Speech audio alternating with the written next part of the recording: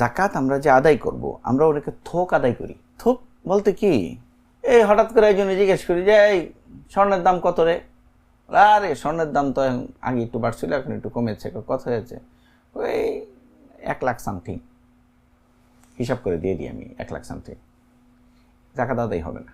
Particular আমার কি কি সম্পদ আছে নির্ধারণ করতে হবে। বিশেষ করে আমাদের মা বোনেরা অনেকেই জাকাত আদায় করে না, অথচ আমাদের মা বোনদের জন্য হচ্ছে স্বর্ণের অলঙ্কার হচ্ছে অনেক প্রিয় জিনিস। দেখা যায় যে বিয়ের সময় বা বিভিন্ন অকেশনে ওনারা স্বর্ণের অলঙ্কার কিনেন। জাকাত আদায়ের সময় ওনারা সুতা বাইর করেন যে আমি তো কিছু করি না, আমি কোথেকে জাকাত দিব? এখন এটা কি করব?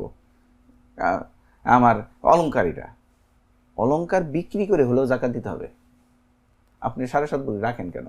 কম রাখেন, তাহলে তার জাকাত দিতে হয় না। আরেকটা বিষয় হচ্ছে এই জায়গায় যে আমাদের মা বোনদের অনেকের স্বর্ণও থাকে, রূপাও থাকে।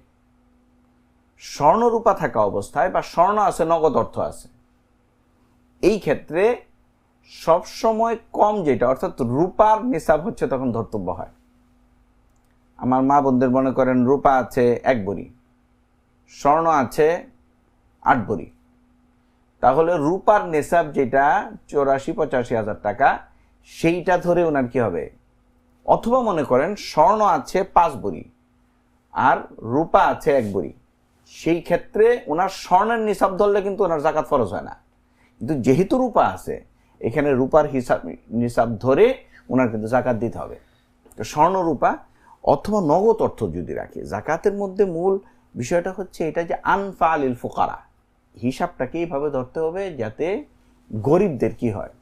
উপকার হয়, লাভ হয়। আমার লাভ হয় এই হিসাব আমি করব না। তো সুতরাং বিষয়টাকে এইভাবেই আমাদের দেখা উচিত। কিন্তু এখানে একটু বিষয় বলে রাখার দরকার, সেটা হচ্ছে যে আমাদের মাযহাবে ব্যবহৃত সম্পদের জাকাত দিতে হয় অলঙ্কার, কিন্তু শাফিউল মাযহাবে বা সালাফি উলামা ইকরামের মাযহাবে দিতে হয় না। তো যিনি যেই স্কুল অফ থট বলে এটা আমরা, যে স্কুল অফ থটটাকে উনি অনুসরণ করবেন, সেই হিসাবে উনি এটা আমল করবেন। এবং স্কুল অফ থট যেটা আমি মানবো, পুরোপুরি মানবো, এরকম যাতে না হয় যে আমার সুবিধা এখন হানফি মাযহাবের এই মাসলা, তো এটা মানলাম, আবার সালাফি মাযহাবের ওই মাসলার সুবিধা, তো ওইটা মানলাম, আবার মালিকি মাযহাবের আর একটা সুবিধা, তো ওইটা ওখান থেকে মানলাম। এইভাবে বিশৃঙ্খলা সৃষ্টি করা যাবে না। যেটা মানবো পুরোপুরিভাবে এটা মানতে হবে। আমার একটা স্মার্ট সিদ্ধান্তে 25% গ্যাসের খরচ কমেছে। ভাবছেন কিভাবে?